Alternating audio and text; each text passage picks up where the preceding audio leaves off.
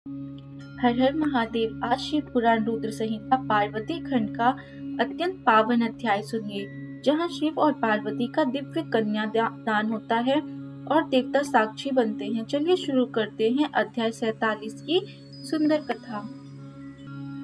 वर पक्ष के आभूषणों से विभूषित शिवा की निराजना कन्यादान के समय वर के साथ सब देवताओं का हिमाचल के घर आंगन में विराजना तथा वर वधू के द्वारा एक दूसरे का पूजन। ब्रह्मा जी कहते हैं, नारद, तदनंतर गिरिश्रेष्ठ हिमवान ने प्रसन्नता और उत्साह के साथ वेद मंत्रों द्वारा दुर्गा और शिव का उपस्नान करवाया। पश्चात गिरिराज की प्रार्थना से श्री विष्णु आदि देवता तथा मुनि कौतूहल पूर्वक उनके घर के भीतर गए। वहां उन्होंने वैदिक और लौकिक आचार का यथार्थ रीति से पालन करके भगवान शिव के दिए हुए आभूषणों से देवी शिवा को अलंकृत किया। सखियों और ब्राह्मण की पत्नियों ने पहले पार्वती को स्नान कराया, फिर सब प्रकार से वस्त्राभूषणों द्वारा विभूषित करके उनकी आरती उतारी। तीनों लोकों की जननी महाशैलपुत्री सुंदरी शिवा दिव्य वस्त्राभूषणों से सुसज्जित होकर मन ही मन भगवान शिव का ध्यान करती हुई वहीं बैठी। उस समय उनकी बड़ी शोभा हो रही थी। उस अवसर पर दोनों पक्षों में महान आनंददायक उत्सव होने लगा।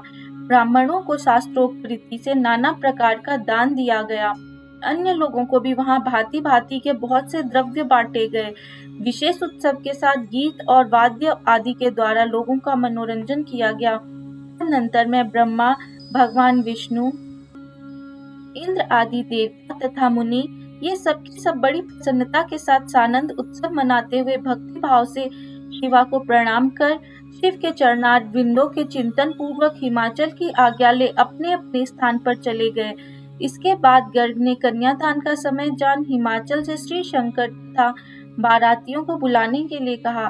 फिर तो बाजे बजने लगे। हिमाचल के मंत्रियों ने जाकर वर और बारातियों से शीघ्र धारने के लिए प्रार्थना की।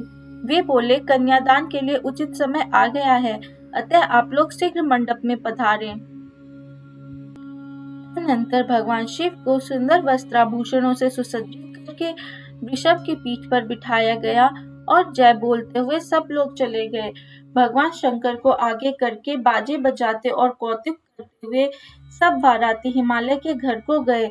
हिमाचल के भेजे हुए ब्राह्मण तथा श्रेष्ठ पर्वत कौतूहल पूर्वक शंभू के आगे आगे चलते थे। भगवान के मस्तक पर बहुत बड़ा छत्र तना हुआ था। सब ओर से उन्हें चवर डुलाया जाता था तथा वे महेश्वर चंदोवे के नीचे होकर चलते थे। मैं, विष्णु, इंद्र और लोकपाल आगे रहकर उत्तम शोभा से सुशोभित हो रहे थे।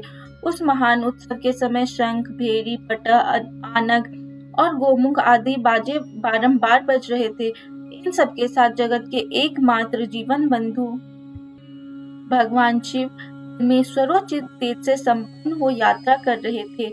उस समय समस्त देवेश्वर उनकी सेवा में उपस्थित हो बड़े हर्षोल्लास के साथ उन पर फूलों की वर्षा करते थे। इस प्रकार पूजित और बहुत सी स्तुतियों द्वारा प्रशंसित हो परमेश्वर शिव ने यज्ञ मंडप में प्रवेश किया। वहां श्रेष्ठ पर्वतों ने शिव को वृषभ से उतारा और महान उत्सव के साथ प्रेम पूर्वक उन्हें घर के भीतर ले गए।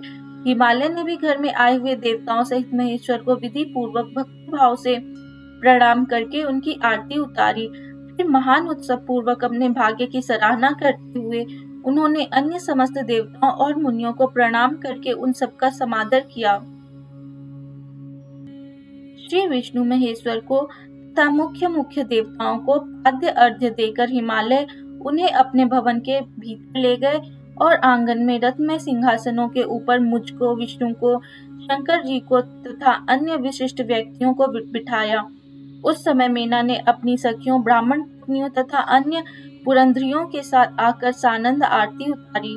कर्म कांड के ज्ञाता पुरोहित महात्मा शंकर के लिए मधु पूर्वक पूजन आदि जो आवश्यक कृत्य थे उन सबको सहर्ष संपन्न किया। फिर मेरे कहने से पुरोहित ने प्रस्ताव के अनुरूप उत्तम मंगलमय कार्य आरंभ किया। इसके बाद हिमालय ने अंतर्वेदी में जाकर जहाँ समस्त आभूषणों से विभूषित उनकी कृशांगी कन्या वेदी के ऊपर विराजमान थी, वहां मेरे और श्री विष्णु के साथ महादेव जी को ले गए। तदनंतर बृहस्पति आदि विद्वान बड़े उत्साह से संपन्न हो कन्यादानोचित लगन की प्रतीक्षा करने लगे। गर्ग ने पुण्याहवाचन करते हुए पार्वती जी की अंजलि में चावल भरे और शिव जी के ऊपर अक्षत छोड़ा। परम उदार सुमुखी पार्वती ने दही, अक्षत, कुश और जल से वहां रुद्रदेव का पूजन किया, जिनके लिए शिवा ने बड़ी भारी तपस्या की थी। उन भगवान शिव को बड़े प्रेम से देखती हुई वे वहां अत्यंत शोभा पा रही थी। फिर मेरे और गर्गादि मुनियों के कहने से शंभु ने लोकाचारवश शिवा का पूजन किया। इस प्रकार परस्पर पूजन करते हुए वे दोनों जगन में पार्वती परमेश्वर वहां सुशोभित हो रहे थे। भुवन की शोभा से संपन्न हो परस्पर देखते हुए उन दोनों दंपति की लक्ष्मी आदि देवियों ने विशेष रूप से आरती उतारी। इस प्रकार भगवान शिव और माता पार्वती का पावन कन्यादान और पूजन संपन्न हुआ और समस्त देवता आनंदित हुए।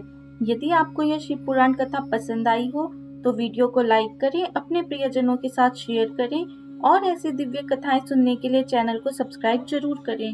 हर हर महादेव।